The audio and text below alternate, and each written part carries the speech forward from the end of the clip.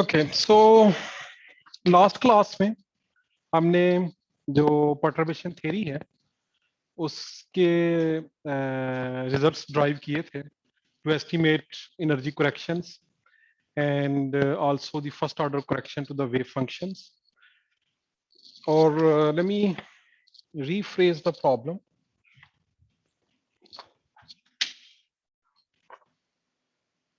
कि हमारे पास अगर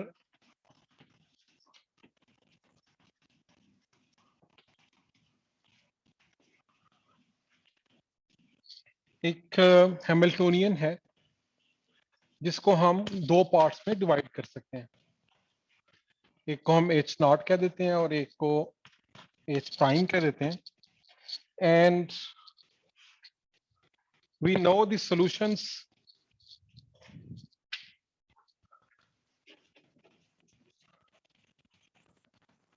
to this problem, and let's say these are the wave functions and energies of this problem, which we call the unperturbed problem. Then the energies and wave functions for the perturbed problem can be written like this. For energies, we computed actually two corrections to the energy term. So the first order correction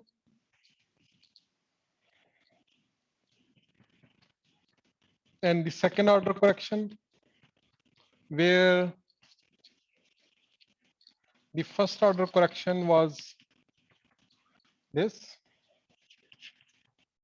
the expectation value of the perturbation term over the wave functions of the unperturbed problem. और जो second order correction है, it was this sum. We can actually call it just this.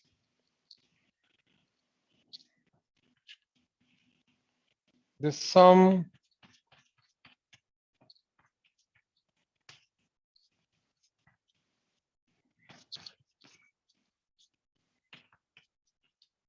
where m goes from 1 to infinity, and it's never equal to n. Okay, m is equal to n not allowed, all other terms are included, and symbolically we can also write it like this.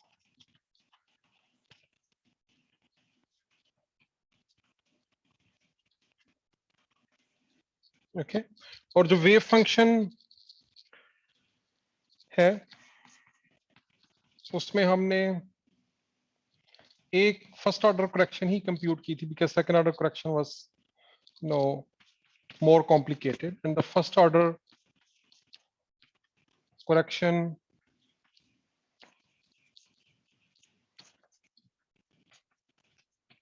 was याद है किसी को? ये थी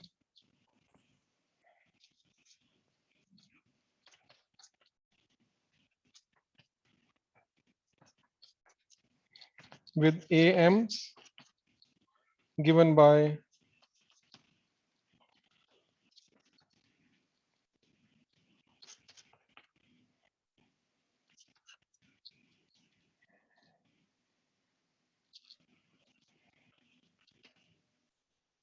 ये थी मेरे ख्याल में divided by EN minus E. तो चेक कर लीजिएगा जरा. आज हम इसकी, ठीक है, थैंक यू, एक एप्लीकेशन करेंगे as a quiz.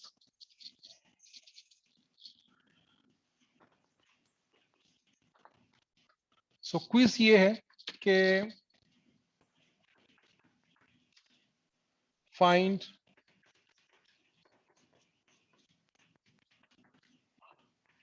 The first order and second order energy correction. ये नहीं फाइंड करना, ठीक है, जस्ट ये दो करेक्शन टर्म्स फाइंड करनी है फॉर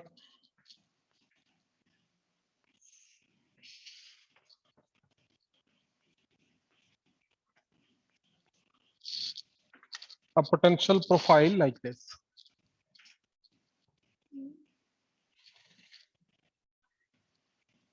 ठीक है,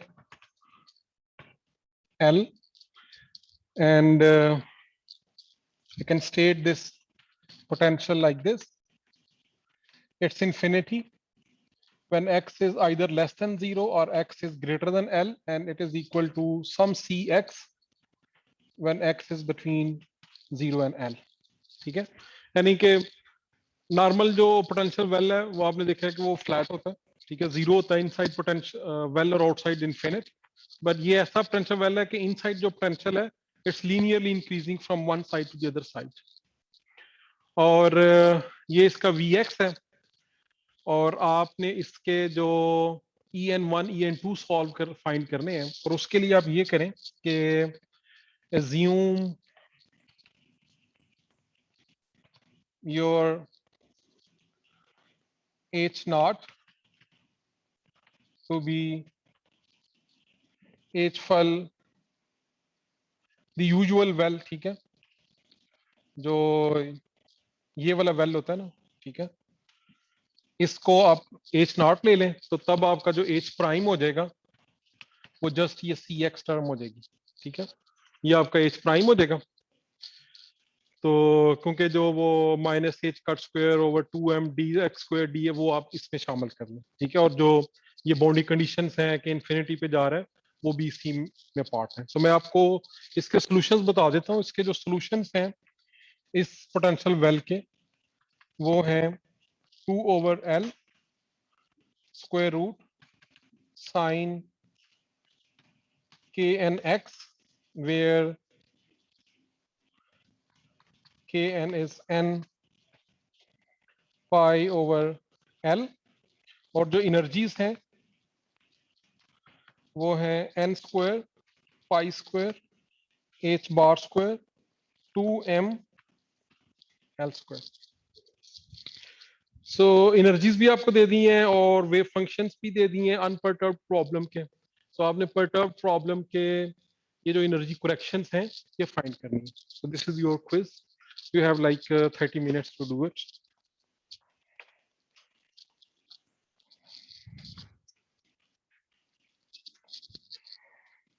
जो लोग ऑनलाइन है वो LMS पे सब सबमिट करें, और जो इधर है वो बेशक पेज मुझे दे दें, ठीक है। Let me create it on LMS.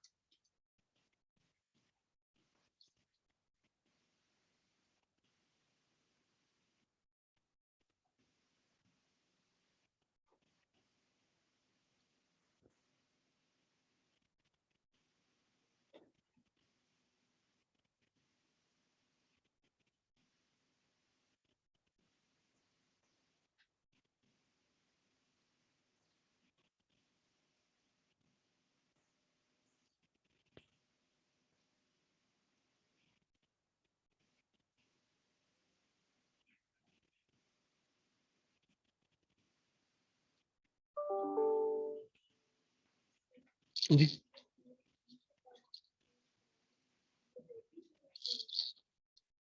ये हम्म,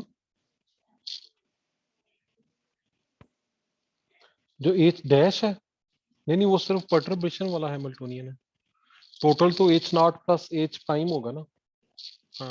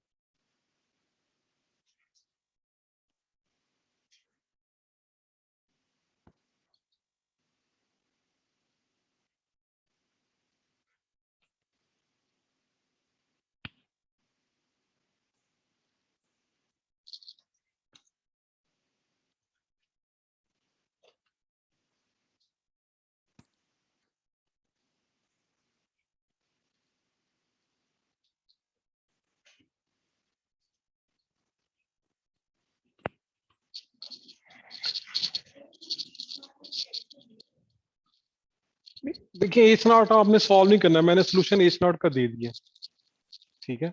और एच नॉट जो है वो ये वाला पोटेंशियल वेल है, ठीक है। अगर आप इसको स्पेसिफिकली लिखना चाहती हैं तो एच नॉट होगा minus H bar square 2m dx square d square dx plus v naught of x, where v naught of x is equal to infinity when x is less than 0, x greater than l and 0 otherwise. So ये h naught है, ठीक है। लेकिन इसको तो solve करके ही ये wave function जाते हैं और इनकी आपको जरूरत नहीं पड़ेगी। All you need is just this h prime, ठीक है।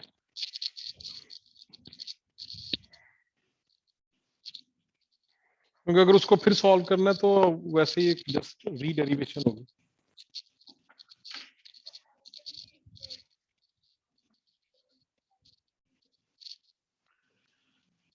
कौन सी? साइन का इंटेग्रल होता है,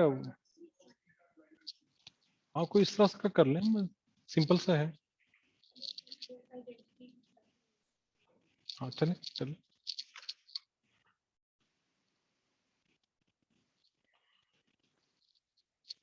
इस तरह के आइडेंटिटीज बंदा खुद भी ड्राइव कर सकता है सिंपल चीजों से।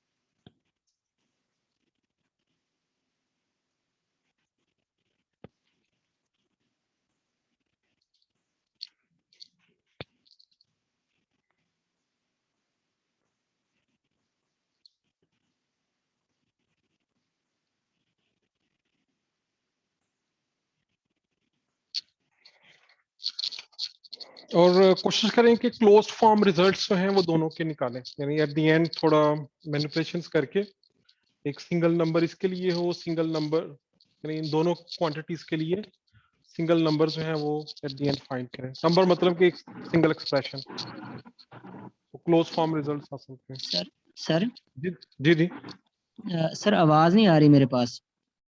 ठीक है। मैं कह रहा हूँ कि कोशिश करें कि एट द एंड जो रिजल्ट है वो क्लोज फॉर्म में हो। क्लोज फॉर्म रिजल्ट कहते हैं एक ऐसा एक्सप्रेशन जो एक सिंगल एक्सप्रेशन है, यानी कि उसके अंदर सीरीज या इस तरह मैं की चीजें नहीं एक दफा ऑफ करके रीट्राई करता हूँ सर। है। चलें ठीक। हाँ क्योंकि आपकी गड़बड़ आ रही है आवाज में।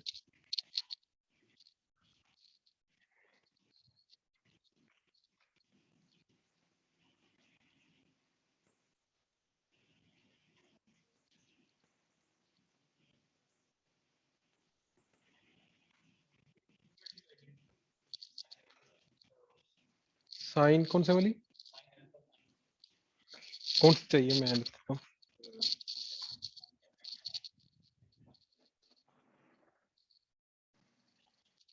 मैं तो वैसे खुद जब काम कर रहा होता ना, मैं सारी आइडेंटिटीज बस इन दो से निकालता हूँ। एक अल्फा प्लस बीटा वाली जो है,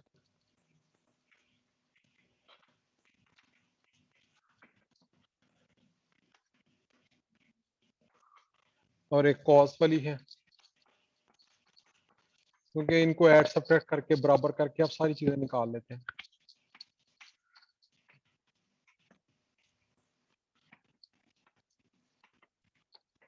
और आपको कौन सी चाहिए, sine square,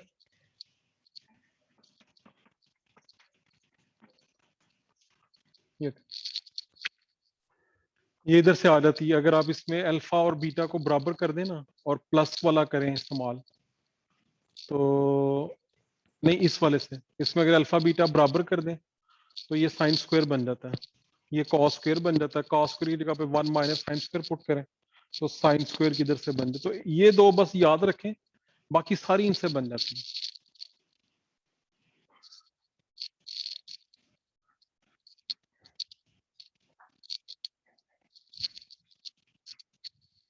by the way, चूंकि जो लोग घरों पे हैं वो ज़ाहिर है वो नेट और बुक उनको अवेलेबल है, तो जो लोग क्लासरूम में हैं वो भी बुक और नेट इस्तेमाल कर सकते हैं।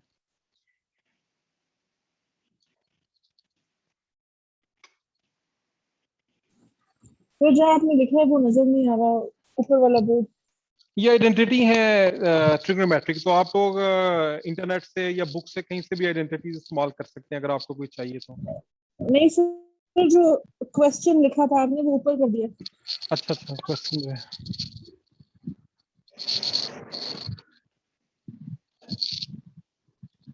सर जी साजिद। सर ये क्वेश्चन एक दफा रिवाइज कर देंगे, क्योंकि मैं असल में बैठा हुआ था, ये आवाज ही नहीं आ रही थी पहले मेरे पास, तो मैं इसको करने की कोशिश कर रहा था, बट मुझे समझ नहीं आया सर अभी तक। ठीक है, क्वेश्चन ये है कि जो ये बॉक्स गिवन है ना, जिसका पोटेंशियल V ऑफ एक्स, इसकी एनर्जीज फाइंड करनी है। En1 जी सर। En2 जो करेक्शंस है ना, वो फाइंड करनी है। जो यूजुअल बॉक्स है ना, उसको एज अनपर्टर्ब प्रॉब्लम लेके इस पर्टर्बेशन की एनर्जीज फाइंड करनी है, En1 En2। En1 और En2 की वैल्यूज सर फॉर्मूला अप्लाई करके ये इंटीग्रल का हमने मालूम करना है। जी जी जी जी। और सर इसमें ये वी ऑफ एक्स की वैल्यू हम कैसे पुट करेंगे? ये तो हमारे पास वेव फंक्शन गिवन है ना सर, साई।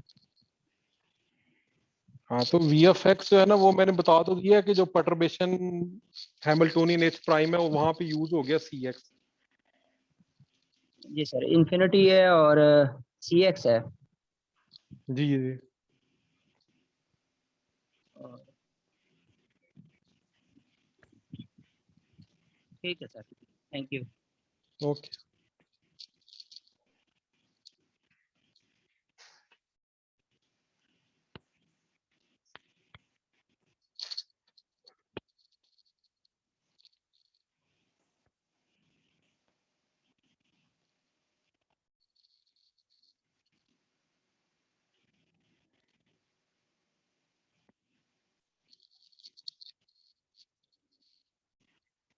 टाइम 20-25 मिनट है अभी, आराम से कर ले, कोई जल्दी भी नहीं है।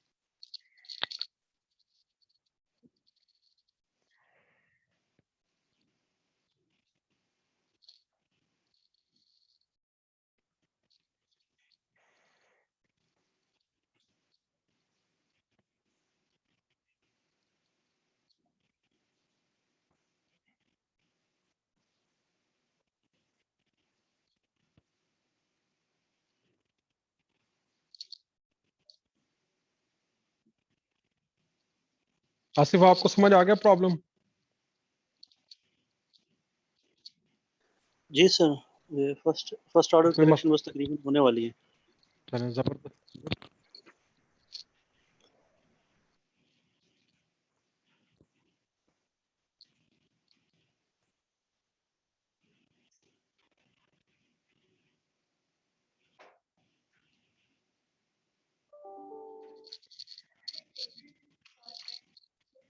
जी जी फाइनल आंसर निकाल।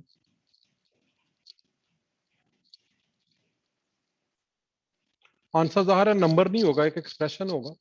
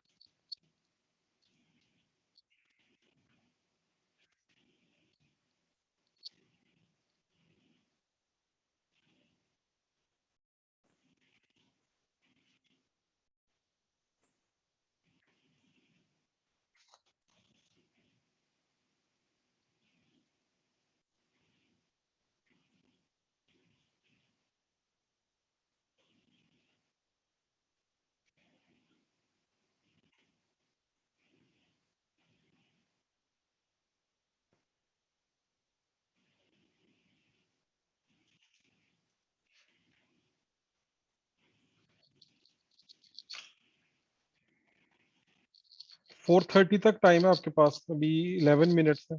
तो एलएमएस पे टाइमली अपलोड कर दीजिएगा आप लोग, क्योंकि उसके बाद एलएमएस क्लोज हो जाएगा।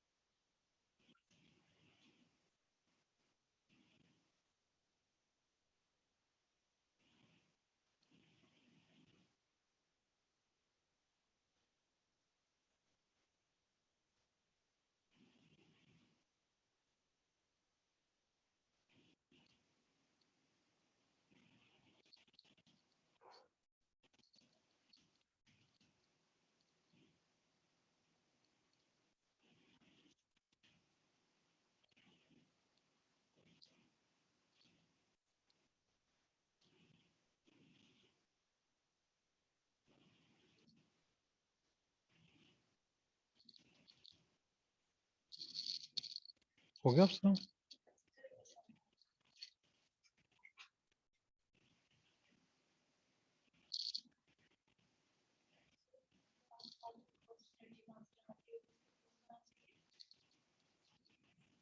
नहीं, किसकी क्लोज नहीं, क्लोज फॉर्म में सारे दोनों ने आंसर निकालने।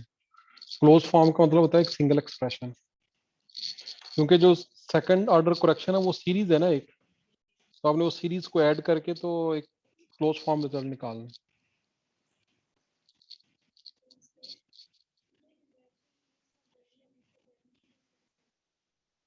सॉरी,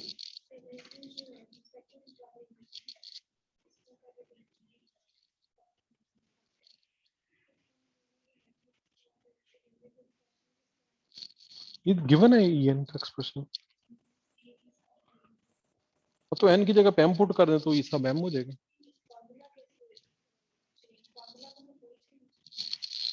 देखो ना, n अगर 1 है तो e 1 है, n 2 है तो e 2 है, n m है तो e m है।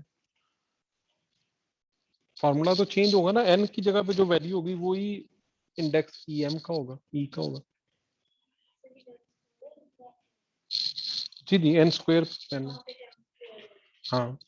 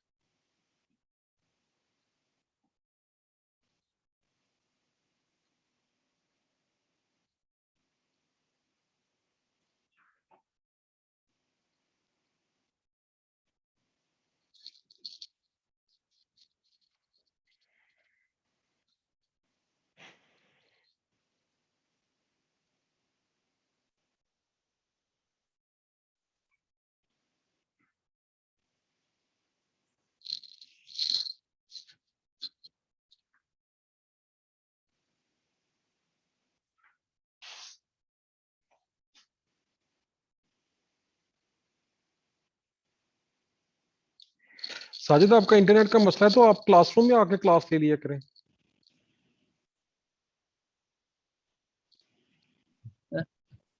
सर वो डेंगू का मसला है सर। डेंगू का? अच्छा, आपको डेंगू हो गया हुआ है? जी सर। अच्छा अच्छा। सर नेट भी बड़ा प्रॉब्लम क्रिएट कर रहा है। हाँ, चले जल्दी अपलोड कर दें फिर, ताकि वो ना हो कि उस वक्त अपलोडिंग के टाइम पे आपका नेट का इशू हो जाए।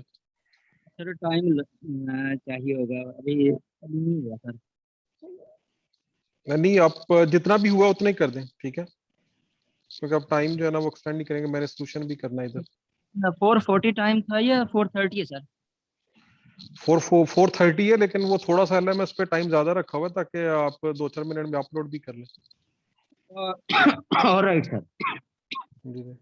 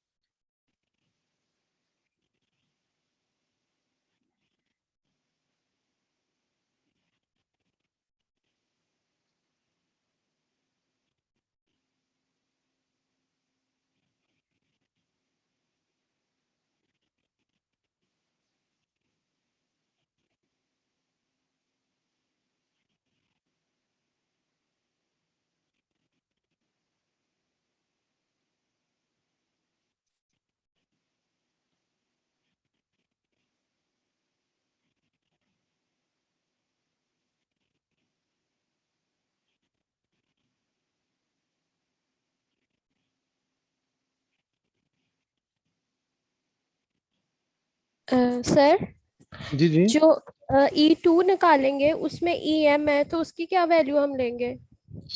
वही जो ई एन की है, एन की जगह पे एम पुट कर दे तो वो ई एम बन जाएगा। ठीक है सर। हाँ जी जी। सर,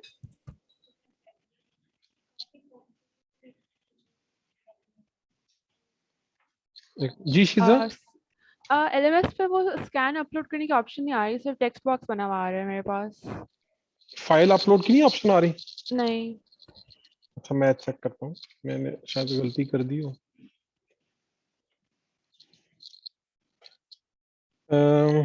मरियम इतना कॉम्प्लिकेटेड नहीं है, जिस तरह का इंटेग्रल वन का है उसी तरह का इंटेग्रल उसका है।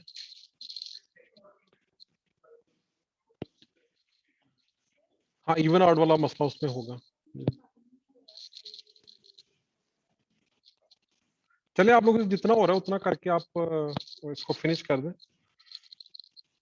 आई अंडरस्टैंड कि it's little bit non trivial, तो मैं भी आप लोगों को एक्सप्लेन करूंगा कि कैसे इसको आगे प्रोसीड करना।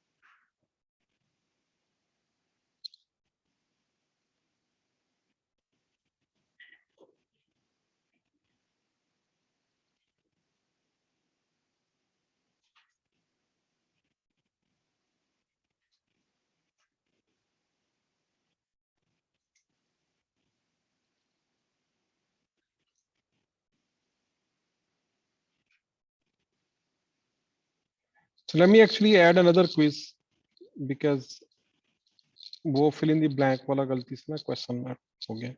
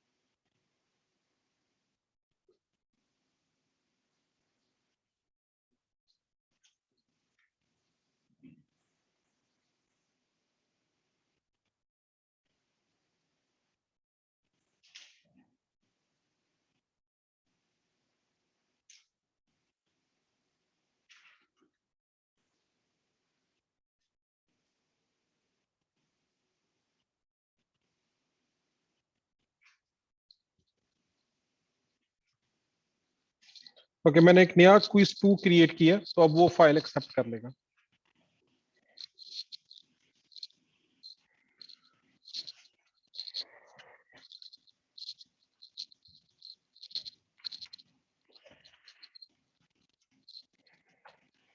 आप लोग 2-3 मिनट में सबमिट कर दें और जो लोग इधर हैं वो काइंडली पेजेस जमा करा दें।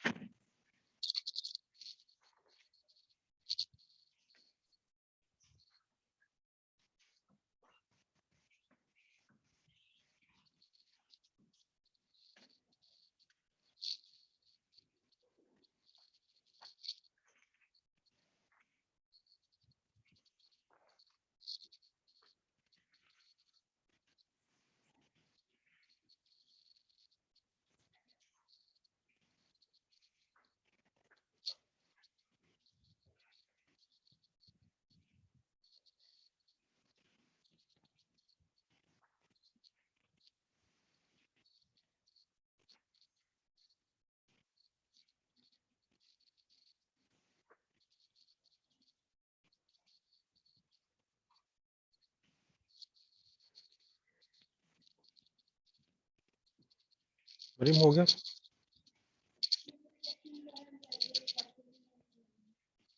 इंटीग्रल सॉल्व ही नहीं हुआ आपसे।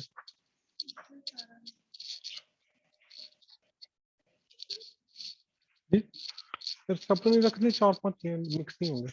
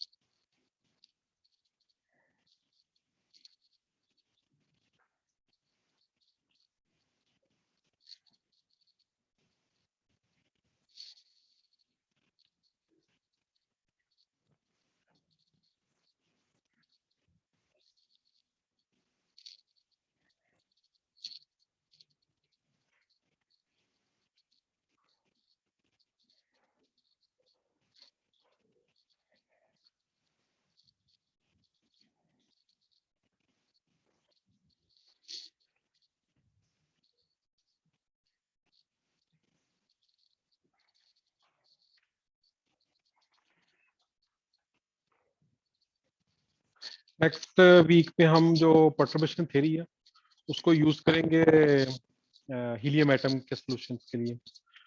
तो दैट्स व्हाई आई थॉट के मे बी आज आप लोग खुद से इस थ्योरी को अप्लाई करें, थोड़ा सा आपको अंदाजा हो प्रोसेस का। तो आई होप कि आपने नोट किया होगा कि it's essentially working on integral जो परटर्बेशन थ्योरी है, एंड दैट्स ऑल।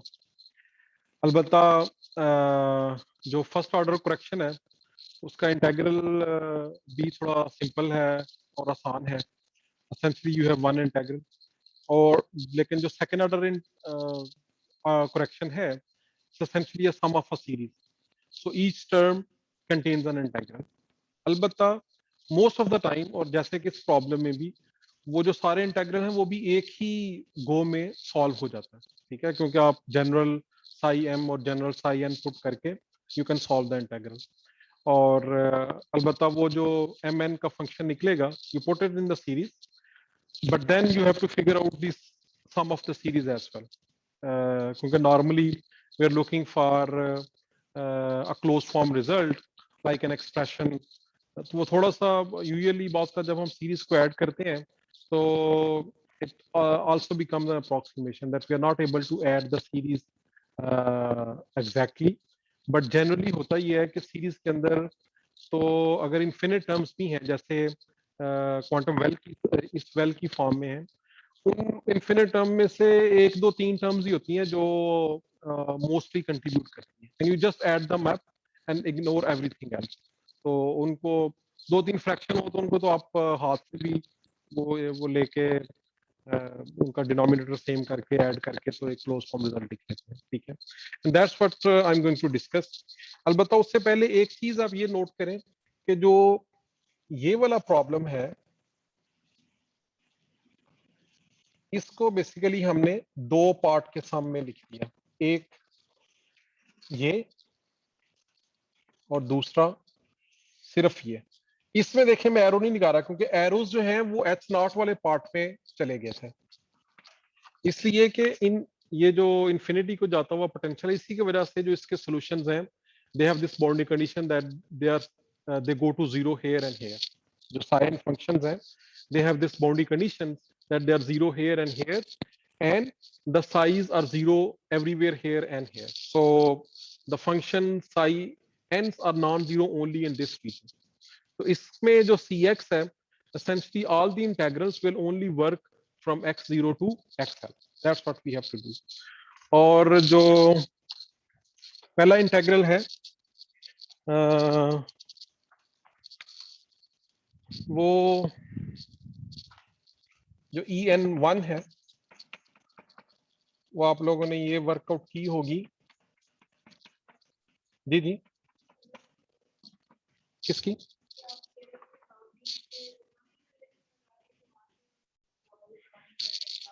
हाँ, इस पहले तो आप देखें, इसको ऐड करें तो this is what we get. Plus अब इस प्रॉब्लम के लिए you don't have to worry about these infinite potential, क्योंकि इनको ऑलरेडी कंसीडर कर दिया गया है इस पोटेंशियल इसके सॉल्यूशन के अंदर। क्योंकि एस नॉट का जो सॉल्यूशन होता है उसमें we make sure that the wave function goes to 0 here and here, और वो इसीलिए बाउंड्री कंडीशन लगाते हैं क्योंकि हमें पता है पोटेंशियल इनफिनिट है, तो वेव फंक्शन इधर भी 0 होना है और इधर भी 0 होना है, and for continuity the wave function should go to 0 here and go to 0 here. So अब जब हम perturbation term की बात करें then you don't have to worry about potential going to infinity, क्योंकि उसको हमने already consider कर लिया, that's part of the H naught problem.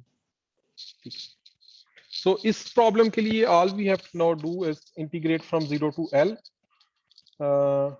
2 over L बाहर आ जाएगा, sin square k n x, और h प्राइम जो है cx और c बाहर ले लेते हैं, x इधर रख लेते हैं, dx। आई होप कि आप लोगों ने इंटीग्रल करके ये देखा होगा कि ये आंसर आता है हाफ cl। ठीक, अब इस पे दो चार चीजें नोट करें। खैर आपने तो यही करना था, but let's look into little bit this. ये एक कांस्टेंट नंबर है हाफ, इसमें n कहीं नहीं है। इसका मतलब है कि इस प्रॉब्लम के एनर्जी लेवल्स ये थे, ये n1 है, ये n2 है, ये n इक्वली स्पेस तो नहीं है, but let me try. So n2 n3 and so on. So ये एनर्जी लेवल्स हैं इसके, क्योंकि वो n स्क्वायर के प्रोपोर्शनल है ना, तो ये n1 ये n2 पे ये 4 टाइम्स होगा, n3 पे ये 9 टाइम्स है, सो इस तरह से। और ये जब ये टर्म आप ऐड करते हैं तो ये जो एनर्जी लेवल्स हैं ये बन जाते हैं इस प्रॉब्लम के लिए, ये थोड़ा सा ऊपर चला जाएगा, ये भी थोड़ा सा ऊपर चला जाएगा, ये भी थोड़ा सा ऊपर चला जाएगा, और सारे एनर्जी लेवल एक कांस्टेंट शिफ्ट से हो रहे हैं, क्योंकि देखें En1 जो है इट्स इंडिपेंडेंट ऑफ n, सो तमाम Ens के अंदर एक कांस्टेंट टर्म ऐड हो रही है। So this is this in general this may not be true, but sometime this comes out to be true. अब जो जो En2 है उसके लिए पहले तो हमने ये इंटीग्रल एवेल्यूएट करना, which is again 2c over L x 0 to L, अलबत्ता अब एक होगा sin kmx sin knx dx। और इसमें अगर आप ये एक्सप्रेशन इस्तेमाल करें ना कि ये प्रोडक्ट है, इसको सम में चेंज कर लें, तो ये साइन है तो ये कोसाइन प्लस कोसाइन के फॉर्मूले में लिखा जा सकता है। असल में इसको अगर आप अल्फा कहें, इसको बीटा कहें, तो you can write it cosine alpha plus beta minus या plus cosine alpha minus beta. वो यहाँ पे पुट करें and then you do integration, so the integral actually becomes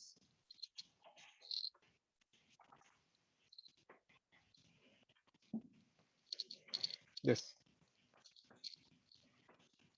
c over L, उसमें नीचे 2 आता है, वो इस 2 से कैंसिल हो जाता है, so एक टर्म बनती है cosine n minus m pi minus 1 over k m minus k n square. अच्छा, हो सकता है मैंने कहीं गलती की हो, तो अगर आप लोगों के रिजल्ट मुझसे डिफरेंट हैं तो I will have to then check कि मेरा गलत है या आपका, because I couldn't find these solutions anywhere on the web or the book. ये जो सेकंड ऑर्डर एनर्जी करेक्शन है ना, फर्स्ट ऑर्डर तो मिल जाती है काफी जगहों पे, लेकिन जो सेकंड ऑर्डर करेक्शन है इस पोटेंशियल वेल के लिए couldn't find it any way to compare कि जो मैं इंटीग्रल कर रहा हूँ वो सही है कि नहीं सही, मतलब अगर आप में से किसी के मेरे बराबर हुए तो इट मीन के we are both okay. Anyway, so यहाँ तक हम आ जाते हैं। अच्छा, अब इसमें अब नेक्स्ट एक चीज है और वो ये है कि अगर n और m दोनों इवन है तो ये डिफरेंस जो है ये होगा आइदर 0 या 2 या 4 या 6, इस तरह से होगा ना अगर दोनों इवन है। और ये दोनों इवन है तो इनका सम भी इवन होगा। तो जब पाए को आप इवन नंबर से मल्टीप्लाई करते हैं तो कोसाइन जो है ना वो 0 आता है, ठीक है ना। कोसाइन सॉरी 1 आता है, 1 आता है, क्योंकि कोसाइन 0 पाई भी 1 है, कोसाइन 2 पाई भी 1 है, कोसाइन 4 पाई भी 1 है। तो जब ये दोनों इवन है तो ये 1 है, 1 माइनस 1 1 माइनस 1, तो पूरा कोफिशिएंट इंटीग्रल 0।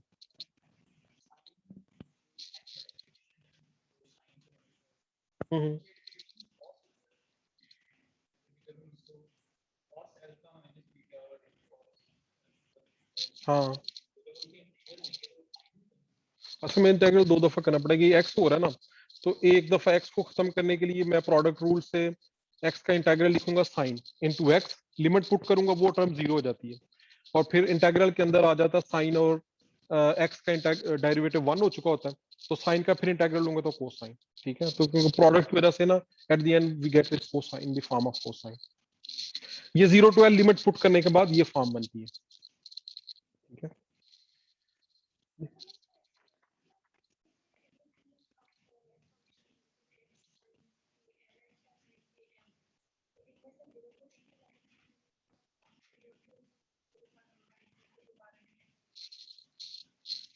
मुझे नहीं समझ आया।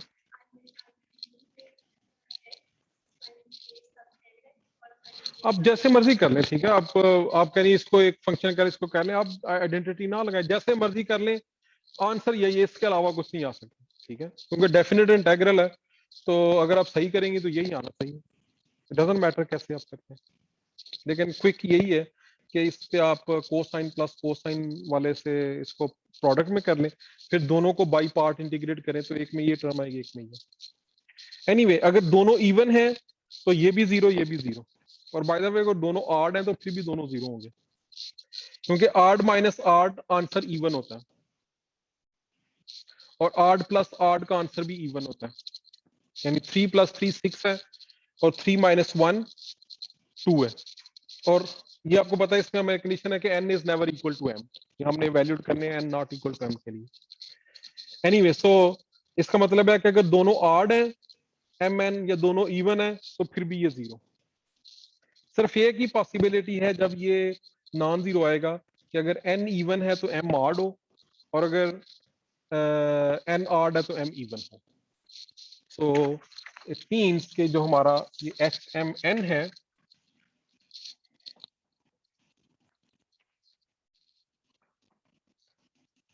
दिस इज 0 अगर बोथ mn इवन है और both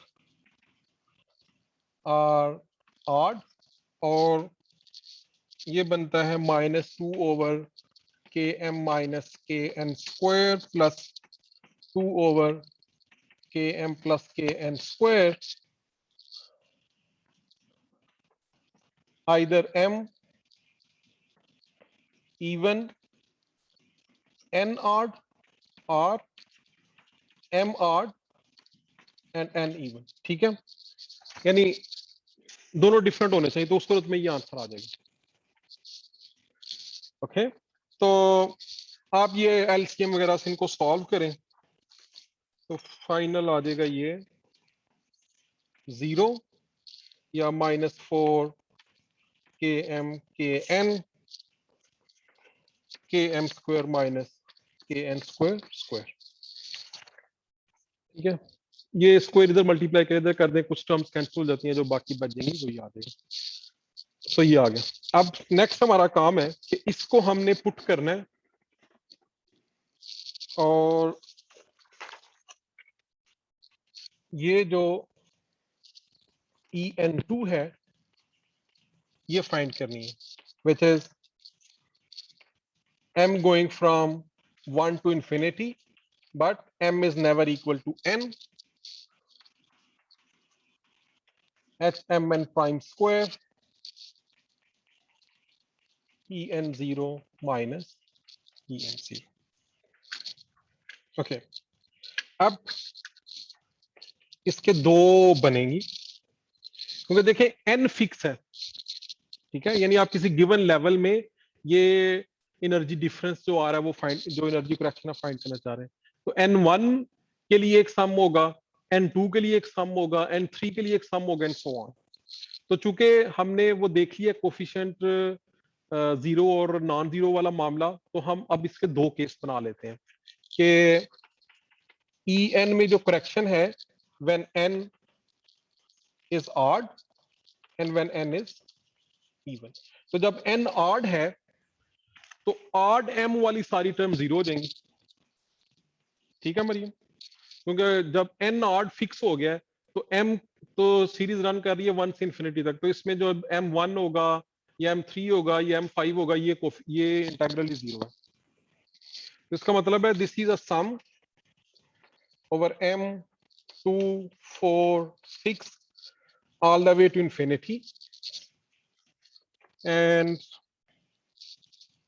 this is c square over l square 16 km square kn square divided by km square kn square power 4 divided by En की वैल्यू है n square h bar square pi square 2ml square minus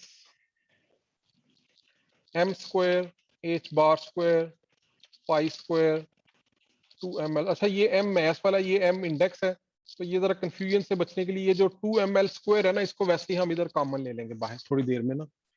इसी तरह जब n even होगा तो m जो है वो 1 3 5 all the way to infinity, but other than that it's okay, c square l square 16 km square kn square kn square power 4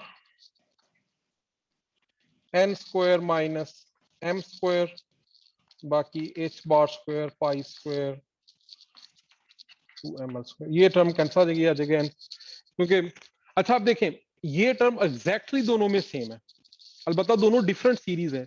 इस series में m जो है वो ऑड रन कर रहा है और इस सीरीज में m जो है वो इवन रन कर रहा है।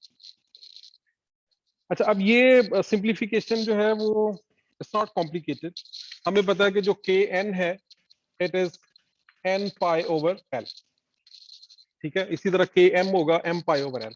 तो आप km और kn की ये वैल्यूज यहाँ पे पुट कर दें दोनों जगह पे, एंड ये मैं नोट्स आप लोगों को भेज दूंगा जिसमें मैंने ये डिटेल से जरा किया हुआ है। तो this actually becomes this En2, ये टर्म सब में कॉमन आ जाती है m c स्क्वायर, ये m मैथ वाला m है, l पावर 4 h बार square pi 6 n square m1 3 m square minus n square power 5, and this is for n even, and then n square m2 4, and then here is m square minus n square power 5 for n odd। तो ये दो series बन गई, क्योंकि बाकी ये just ये put करें km kmn, तो ये वो सारे कांस्टेंट्स ही हैं बेसिकली। यहाँ पे आता है m स्क्वायर n स्क्वायर, तो वो mn स्क्वायर से मैंने n स्क्वायर बाहर निकाली, क्योंकि सम जो है वो m पे है, n तो कांस्टेंट आई सीरीज के लिए और इसके लिए भी।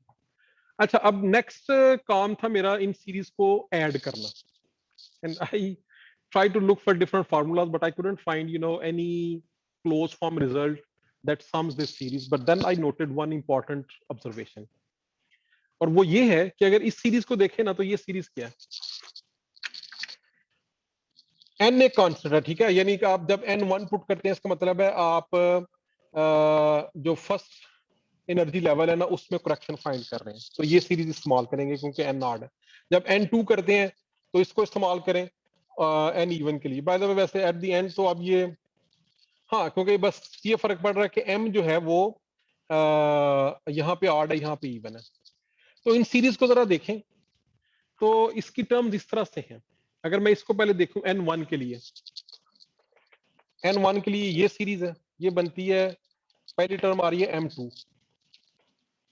2 square, 2 square minus 1 square power 5 plus 4 square, 4 square minus 1 square power 5, 6 square, 6 square minus 1 square power 5 and so on. अब इसमें अगर आप गौर करें ना तो ये टर्म और ये टर्म इसकी निस्बत बहुत स्मॉल है, ये फिर भी इसके कुछ करीब हो सकता हो, लेकिन ये क्योंकि ये क्या है, ये है 6 की पावर स्क्वायर और इस 1 को थोड़ी देर के इग्नोर कर दें तो ये है 6 की पावर 10, तो ये 6 की पावर 2 है, नीचे 6 की पावर 10 है, तो it's like 1/6 power 8, extremely small number. यहाँ पे क्या है 4 पावर 2, 4 पावर 10, लेकिन यहाँ पे दीज आर नियर, क्योंकि ये m और n क्योंकि करीब है, ये 2 और 1 है, तो डिफरेंस सिग्निफिकेंट है। I can not ignore this with respect to this, क्योंकि ये 4 - 1 अब 3 है और ऊपर 2 है, so they're very close. अलबत्ता यहाँ पे I can ignore sort of this one because this is no quite small than this one. This is 16, this is 1. लेकिन ये तो चूंकि 1 है। अब जनरल अगर बात करें किसी भी n को देखें तो अब जब लेट्स से n 100 है, आप 100th लेवल में निकाल रहे हैं, तो उस सूरत में देखें तो ये टर्म क्या बनेगी, इसमें अब ये m2 स्क्वायर है, ये 2 स्क्वायर है, ये n 100 का स्क्वायर है, तो अब मैं इसको इग्नोर कर सकता हूँ क्योंकि ये 2 है, ये 100 का स्क्वायर है, तो ये 100 पावर 10 है, तो 1/100 पावर 10 इज ऑलमोस्ट 0। यहां भी मैं इसको भी इग्नोर कर सकता हूँ because this is 1/100 square 100 power 10, all the way until I reach this m which is close to n, कि जब ये m अगर मेरा n 100 है, अच्छा इसमें 100 तो नहीं है क्योंकि ये ऑड है, लेट्स से n 99 है, जब n 99 है तो जब m की वैल्यू जिस टर्म में 98 है ना, या जिस टर्म में ये m 100 है, क्योंकि उस वक्त ये डिफरेंस सिग्निफिकेंट होगा। तो अगर मैं ये करूं कि बजाय पूरी सीरीज ऐड करने के सिर्फ उन दो नंबर्स को ऐड, उन दो पार्ट्स को ऐड कर लूं ना, कि जिसमें m जो है वो n से एक बड़ा है और एक छोटा है, कि I can now approximate this series m square n square square. Let me just approximate this infinite series with only two numbers when m is just 1 greater than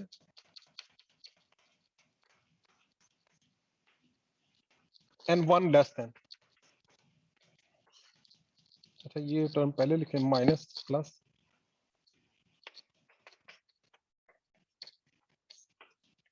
power 5, ठीक है, जस्ट ये दो, क्योंकि बाकी अगर ये टर्म का answer से 100 है तो इससे पहले वाली टर्म और इसके बाद वाली टर्म जो है इट्स लाइक 1/n पावर 10 के हिसाब से छोटी है। You can check it numerically as well.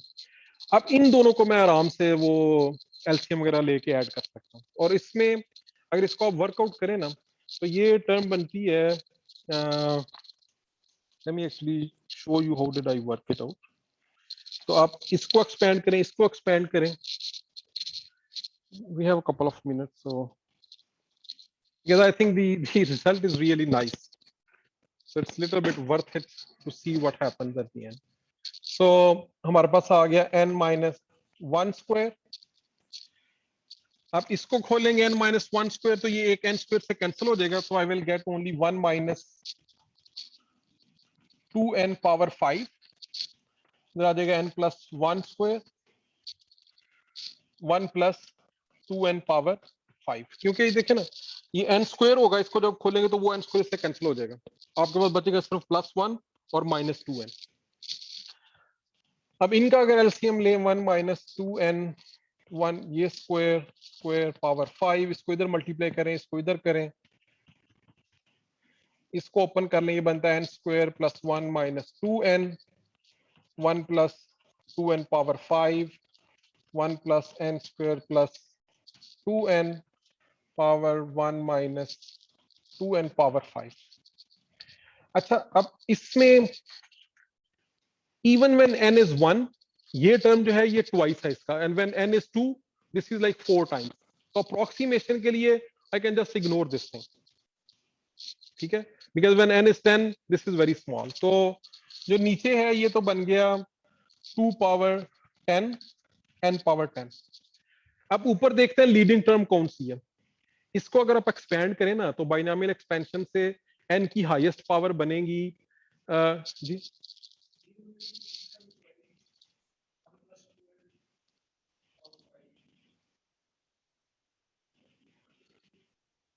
नहीं, इसको खोलेंगे, ये देखें बाइनोमियल से खोलते हैं ना, तो this is the leading term. इसके बाद नेक्स्ट टर्म इसमें है n पावर 9 वाली. ठीक है, so which is much smaller than this term, क्योंकि उसमें 2 पावर 9 इंटू n पावर 9 है. तो अगर इवन n 1 भी है तो that term is much smaller, और जितना n बढ़ता रहेगा वो और छोटी होती जाएगी.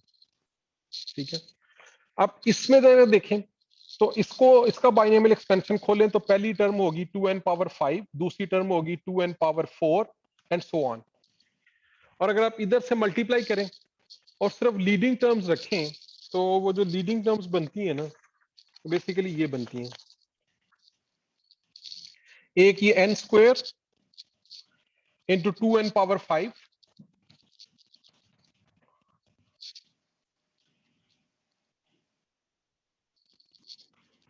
2n पावर 4, ये 2n पावर 5 वाली term n square into 2n power 5 इधर से कैंसिल हो जाएगी, क्योंकि इसको खोलेंगे तो ये आएगा माइनस, इसका बाइनोमियल एक्सप्रेशन बनेगा minus 2n power 5 plus minus 2n power 4 and so on.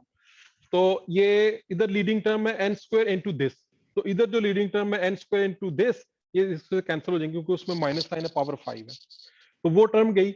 अब नेक्स्ट लीडिंग टर्म है n square into 2n power 4, इधर नेक्स्ट लीडिंग टर्म है n square into 2n power 4,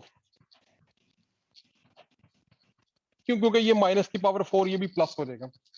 अब इसके बाद नेक्स्ट इसमें लीडिंग टर्म कौन सी है, next leading term of let's say we ignore it, so it becomes now 2 power 4, क्योंकि ये भी 2 power 4 है, ये भी 2 power 4 है, n square n power 4 is n6, so 2 power 4 and twice n power 6, 2 power 10 n power 10. So now this is 2 power 5, 2 power 10 is 1 over 2 power 5, and 6 and 4 is 1 over n power 4. अब इसको अगर हम लाके यहाँ पे put करें, अब ये दोनों के लिए अप्रोक्सीमेशन ट्रू है, तो ये en2 आ जाएगी हमारी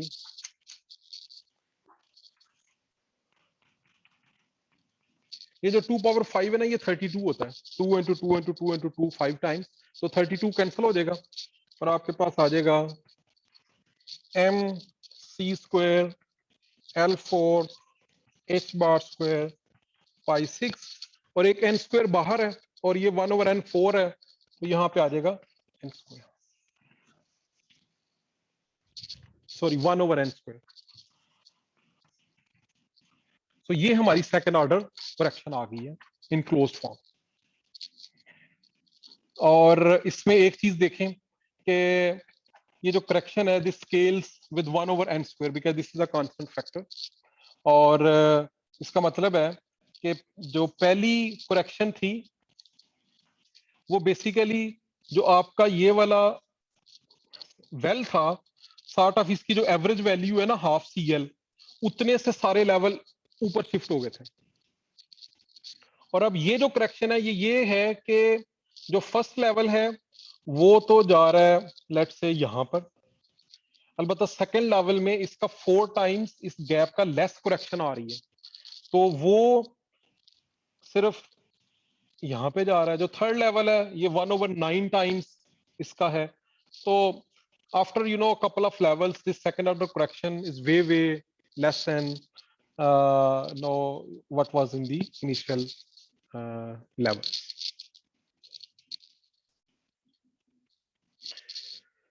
Any questions? अच्छा, ये जो एग्जांपल है, ये है तो perhaps simplest example है which you can think of as application for perturbation theory, लेकिन ये illustrate करती है इस theory के जितनी भी requirement है और जो issues हैं. First order correction is always the easiest. You have to, evaluate one integral. Second order correction is always messy, not only because you have to evaluate a general integral, but also you have to work out the sum of the series. And more after than that, वो जो series का sum है उसमें भी you have to then judicially think कि कौन सी term जो dominant है, you keep them.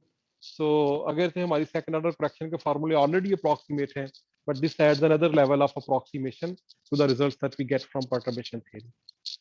And that's how it usually works when it comes to finding the energy corrections to different energy levels.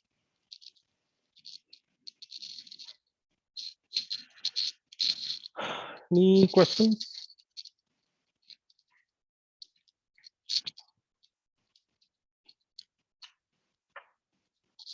और 99% of the time जो है इस theory की application में, वो बजाय थ्योरी और कॉन्सेप्ट समझने में, it goes into the mathematics and the numerics of working out the integrals and series.